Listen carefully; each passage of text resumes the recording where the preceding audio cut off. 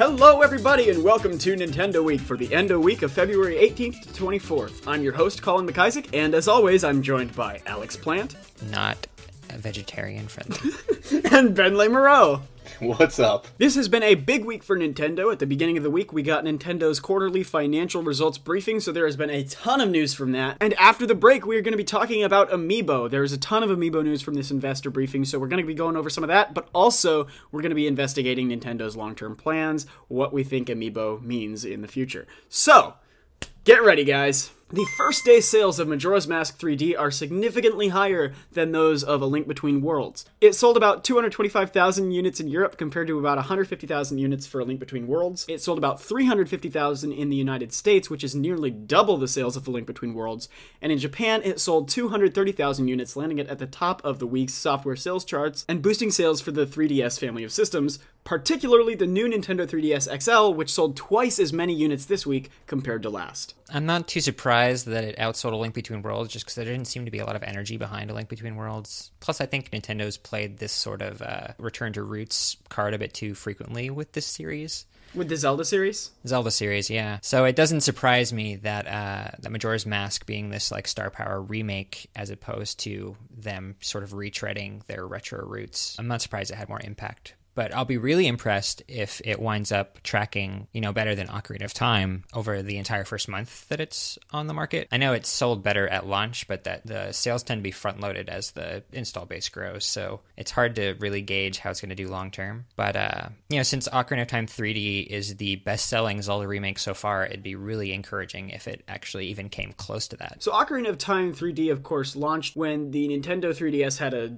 just miserable install base before the price was slashed and sales skyrocketed. I mean, I think that just by nature of how many people own a 3DS, Majora's Mask 3D's launch month is going to outsell Ocarina of Time's by a lot. I mean, when you factor in the front-loaded sales for the first week or two, then yeah, almost definitely the first month, total will be higher. What do you mean front-load sales? The first week might be double the first week of Ocarina of Time, but then you look at the subsequent weeks, and those may or may not be skewed that way. I think it's interesting when you look at the cultural divide, because in Japan, the amount that Majora's Mask 3D sold at launch versus A Link Between Worlds sold at launch is almost identical. It's 230,000 units to 224,000 units.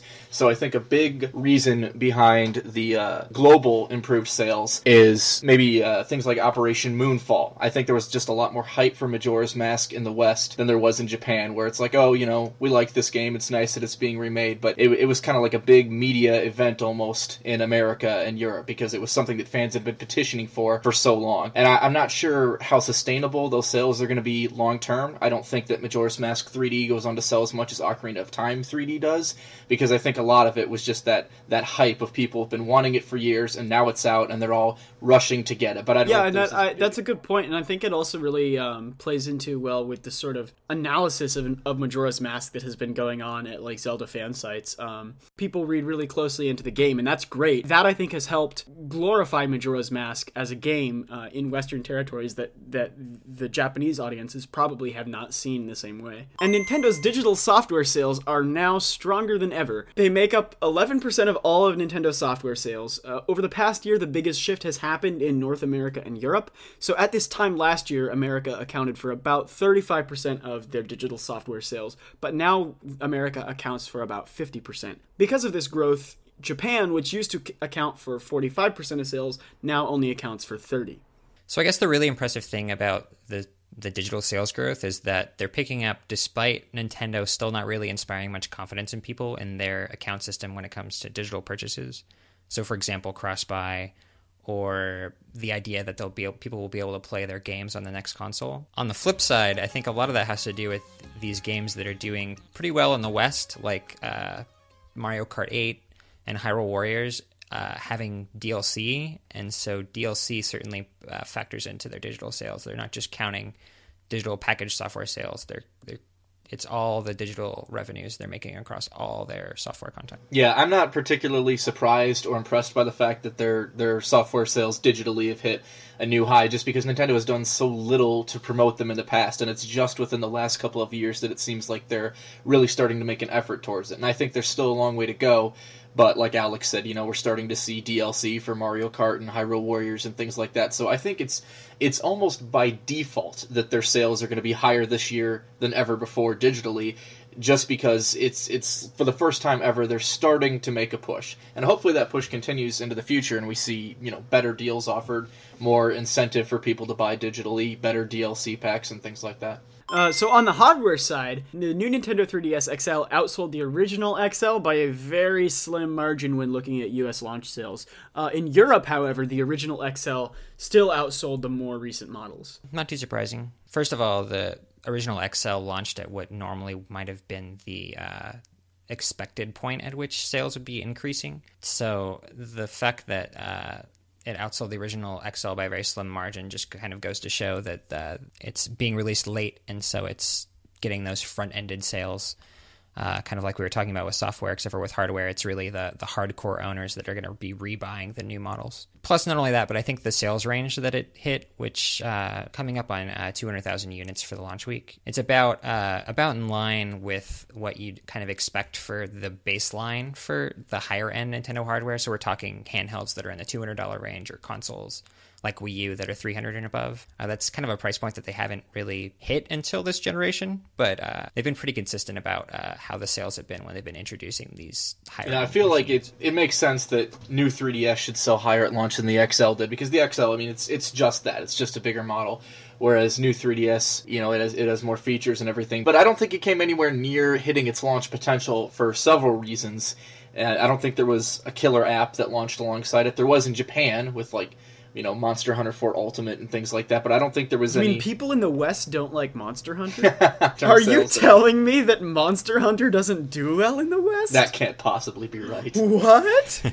And then also, I think the fact that it didn't launch in time for the holiday season was a big reason why it didn't sell as much as it could have. But they were looking to avoid shortages, Ben. Yeah, well, mission accomplished there, right? Alright, so meanwhile, though, Wii U's year-end sales are pretty much the same as last year's, despite Smash Bros., despite Mario Kart, despite a lot of killer software that I would have expected really would push the Wii U's sales numbers this holiday season. Well, it's troubling that not only are these consoles not really pushing sales, but it seems like they're basically keeping the thing on life support. The narrative this year was that Wii U was growing, but that, your growth has been small throughout the rest of the year, but it hasn't made the impact with the mainstream holiday buyer that it would need to really grow. Yeah, so there's this that's an interesting point. There's an analyst firm who sort of said that Wii U is making a comeback, but you can look this article up at Gamnesia.com for the listeners.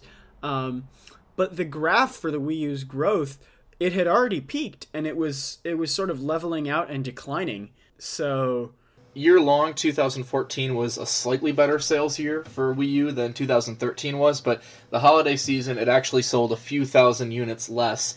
And a stat that I find kind of bewildering is Wii U's best Christmas season was its first, when it was brand new right out the market. And it didn't even have Pikmin yet? Yeah, right.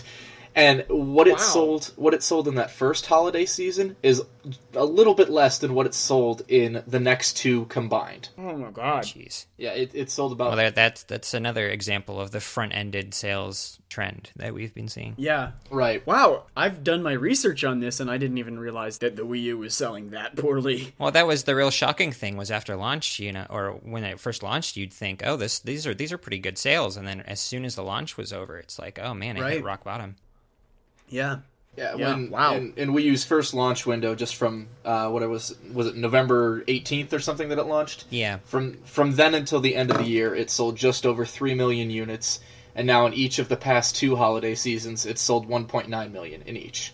So 3 million its first Christmas, 3.8 million in its next two Christmases combined. So well, not only that, but 3 million is like a third of its total sales at this point. Right, exactly. Yeah.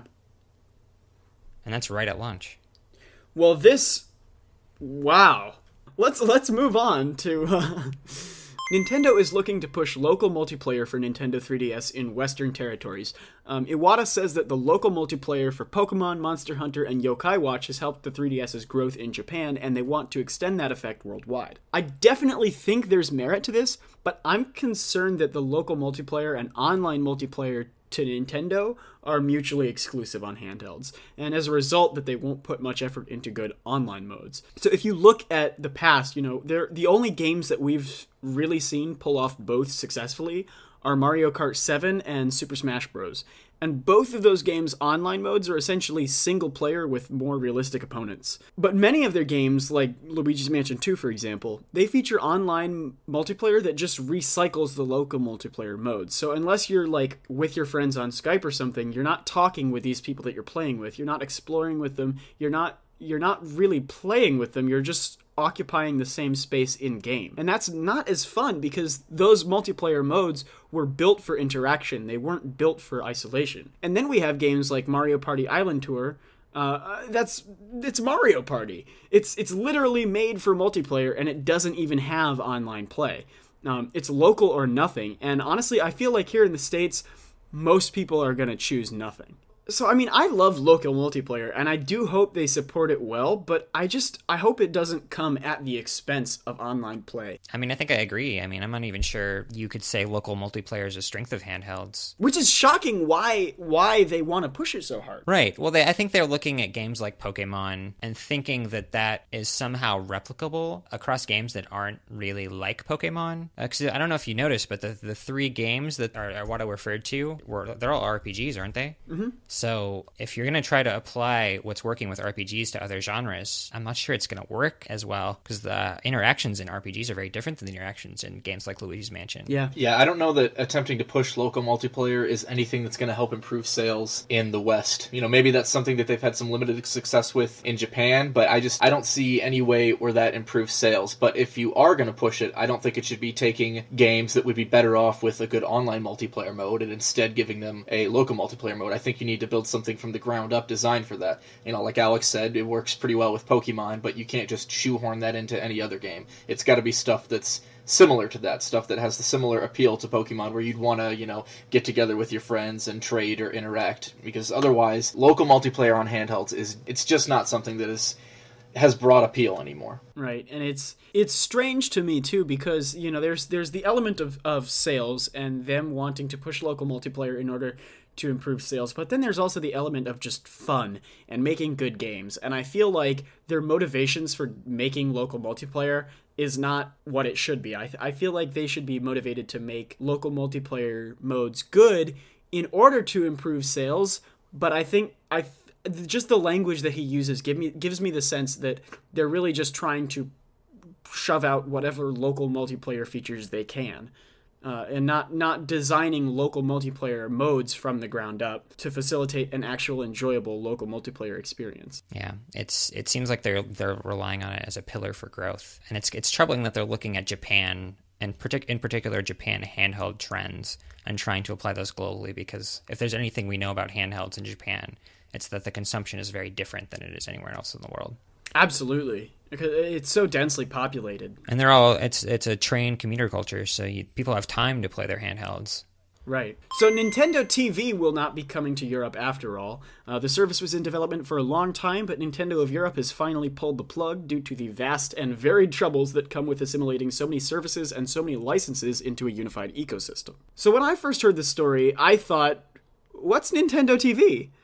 And because it just became so insignificant that I literally didn't recognize it. But the only thing that I'm surprised about here is that it was in development in Europe all this time. And given that it was, I'm not surprised that it's been canceled at this point. Yeah, I remember how much they kind of hyped it at launch when it first came out. It was going to be a great way to organize all your TV shows and make everything user-friendly. And it was. And it was going to be so... It was so promising. Yeah, and I had completely forgotten about it, too, at this point. I saw that headline pop, and I was like, oh, Nintendo TV. That's a thing. I almost completely forgot about that. Yeah. I mean, I certainly hope they revisit the concept in the future, because it's a great idea, and I think Nintendo really had a great opportunity to do it and make it really a fantastic experience with the Wii U. But it was just... The UI was just clunky. And that was really the limiting factor for me. Well, it's just another chapter in Nintendo's history of services that don't quite live up. They've never really been good at the online services thing. And it's also, it was also a challenge, I think, that, it seems like today the TV platforms people want to use are the ones that provide them with really great content. And Nintendo TV doesn't really offer content. It's just It assimilates it all into one platform, which I think is fantastic. It's valuable, but you have to really do it I would right. use Nintendo TV. Right, that's the thing.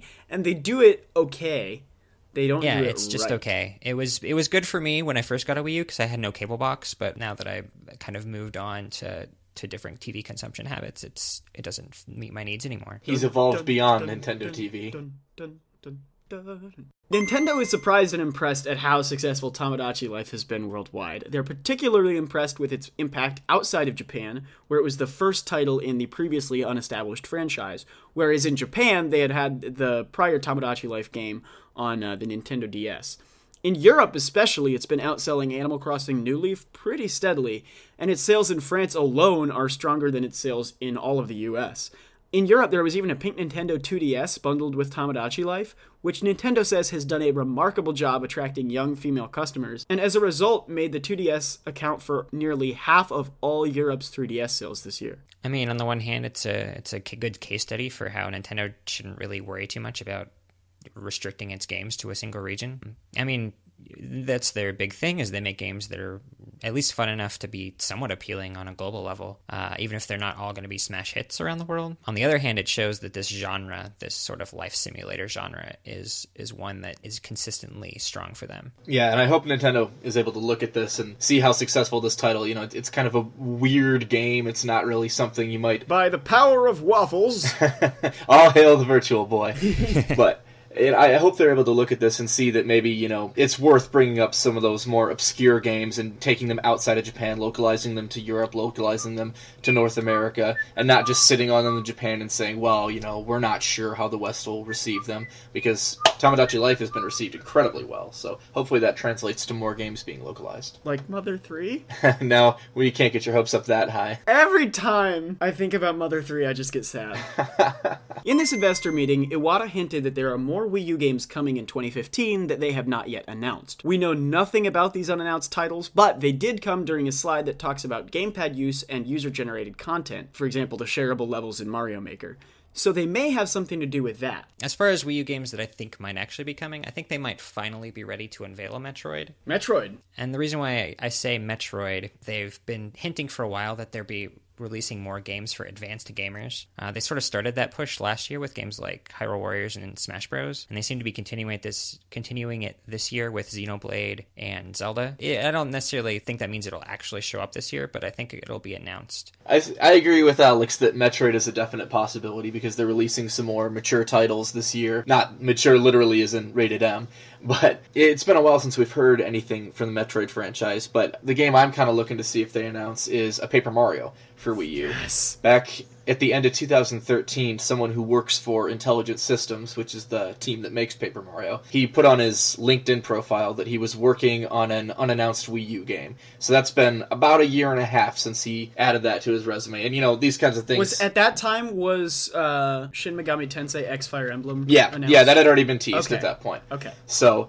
and there's no guarantee that whatever this mystery game is still in development because, games get started and stopped all the time. But if Intelligent Systems is still working on a Wii U title, I think Paper Mario is a pretty good candidate. And that's something that I could see making use of the gamepad because, we saw how Sticker Star made use of the bottom 3DS screen. Not necessarily in the best way possible, but that's something they could try to recreate with the gamepad, which would fit in with what Iwata said about more games that make use of the gamepad. I agree with you guys. I don't know whether or not they would release it this year, but I do think that they're going to show off a new Metroid at E3 this year. Whether it's 3DS or Wii U. At least they'll talk about it. Well, yeah, that's what yeah.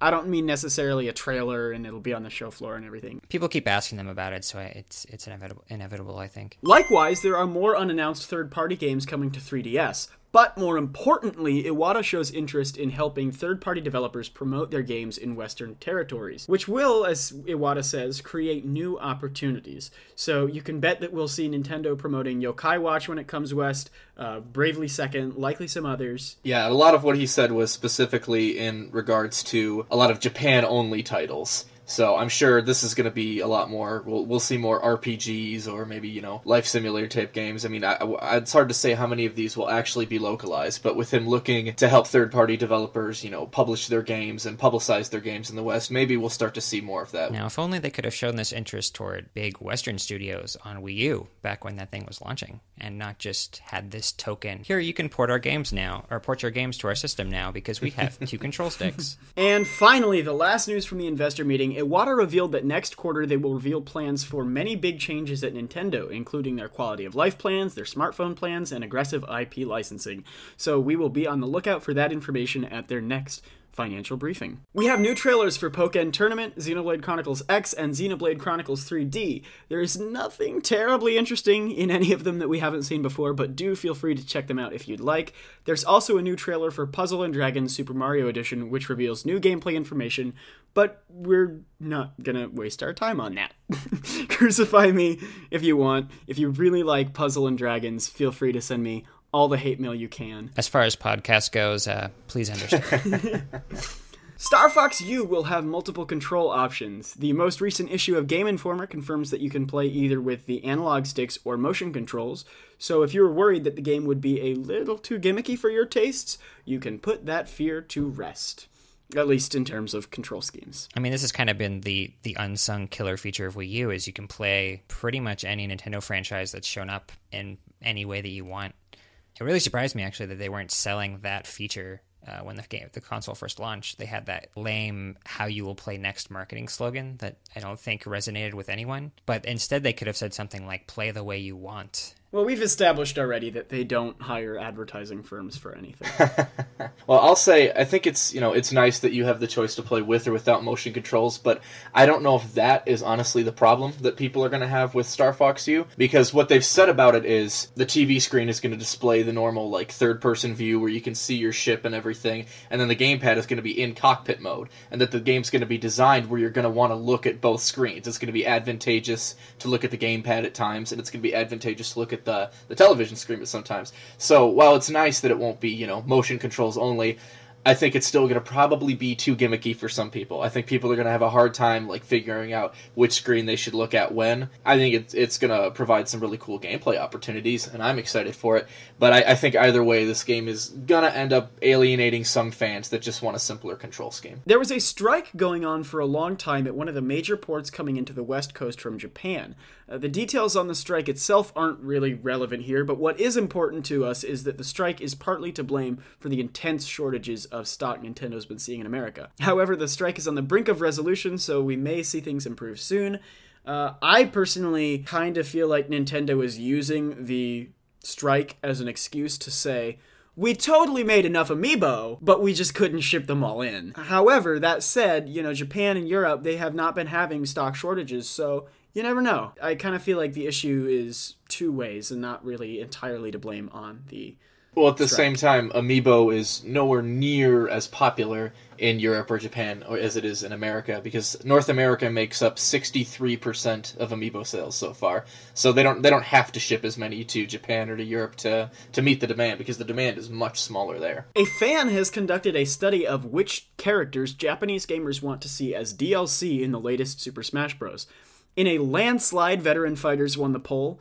In order, Lucas, Wolf, Snake, a solo ice climber, Roy, and Pichu made the top 6 most wanted characters. Ivysaur and Squirtle were way down the list, and Young Link, sorry guys, didn't make it at all. The highest rated newcomer was King K. Rool, who was right behind Pichu in the poll, so he was the number 7 most requested character. He was followed by Crystal from Star Fox, Ridley, Dixie Kong, and finally a tie between Paper Mario and Ray, the robot from Custom Robo. We could go on for a while about which characters made the list at lower tiers, but for time's sake, we're just going to recommend you go to Gamnesia.com to check out the findings. What do you guys think? We know Japanese fans have have a lot more sway in the roster than Western fans. Do you think these tastes are going to influence which characters are DLC, assuming we get any DLC at all? I mean, if you look at Japan's taste, I mean, Lucas could make it in. Roy could make it in. Not that we need any more Marth clones, but I think he's a popular enough veteran that he might have a shot. He is my boy. My boy.